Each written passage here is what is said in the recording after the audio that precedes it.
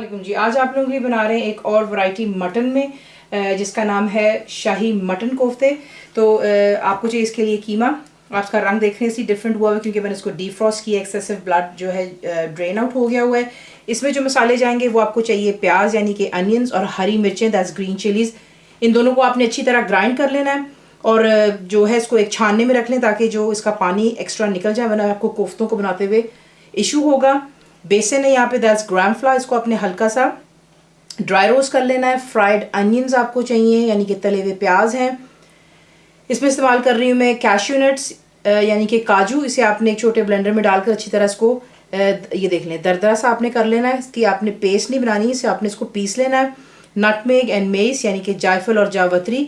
Salt यानी कि नमक। पिसी हुई लाल मिर्च, दैट्स रेड चिली पाउडर। ये क्यूमिन सीड्स हैं।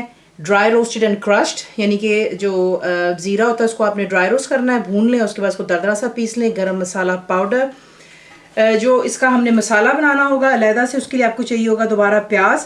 इसे आपने ग्राइंडर में डालकर पेस्ट बना लेना है। दही आपको चाहिए थिक ग्रीक योगर्ट, गाढ़ा दही है।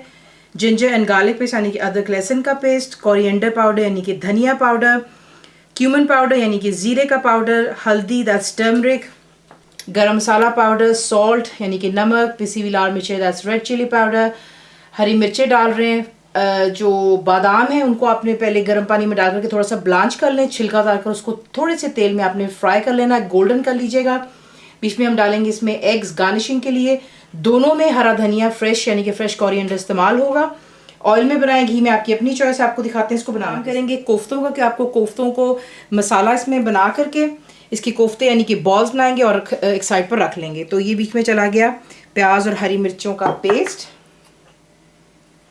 ये हो गई जायफल, जावत्री, सॉल्ट यानी कि नमक, red chilli powder, crushed and roasted cumin seeds, garam masala, cashew nuts. इसको आपने बिल्कुल अच्छे से बना लेना है। और ये चला गया बीच में बेसन। और इन तमाम चीज़ों को अच्छे से मिक्स करेंगे और मिक्स कर लेने के बाद आप इसमें ऐड करेंगे फ्राइड अनियंस। तो पहले इसको मिक्स कर लेने के बाद इसमें हम डालेंगे हरा धनिया। आपको पता है मैं फ्रोज़न इस्तेमाल करती हूँ। बीच में जाएंगे फ्राइड अनियंस और इसको अच्छी तरह मिक्स कर लें और फिर इसके हम कोफ्ते बना लें। अच्छी तरह मिक्स कर लेने के बाद आप देख लें कुछ मैंने बना लिए हुए हैं। सिंपल आपने जो साइज़ आपको पसंद है, बड़ा या छोटा आप बना सकते हैं, लेकिन मैं यहाँ पर बना रही हूँ गोल्फ साइज़ जो बॉल होता है उसके साइज़ का। सिंपली आपने इसको अच्छी तरह जो है ज़्यादा फर्म हाथ मत लगाइएगा वरना फिर होते कोफ्ते सख्त हो जाते हैं। देखिए बिल्कुल हल्के हाथों से मैं इसको एक हाथ से दूसरे हाथ में जगल करती हूँ और मेक श्योर कीजिएगा बीच में कोई क्रैक्स ना हो। इसका कोफ्ते पहले बना करके एक साइड पर इकट्ठे कर लें। कोफ्ते बनाकर साइड पर रख दिए। तेल हो चुका है गरम। इसमें ऐड करेंगे आप जो आपका ग्राइंड किया हुआ प्याज है। ज़रा ध्यान से क्योंकि ऑब्वियसली प्याज का लिक्विड है, छींटे पड़ती हैं।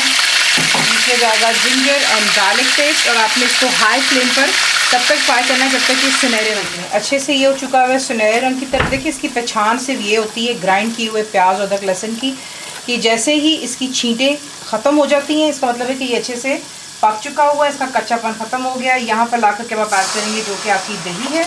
डालने से पहले प्लीज़ बीच में आपने जो है इसको अच्छे से फेंट लेना ताकि इसमें कोई जो है लम्स नहीं होने चाहिए। इसको जल्दी जल्दी मिक्स कर लें वरना फिर ये कि ये कर्डल हो जाता है। ये काफ़ी दफ़ा आप लोगों की इशू भी है रेसिपी में कि आपका दही है जो कर्डल हो रहा है। तो ये देख लें, जल्दी से इसको मिक्स कर लिया। यहीं पर ला करके अब आप तमाम मसाले ऐड कर लेंगे।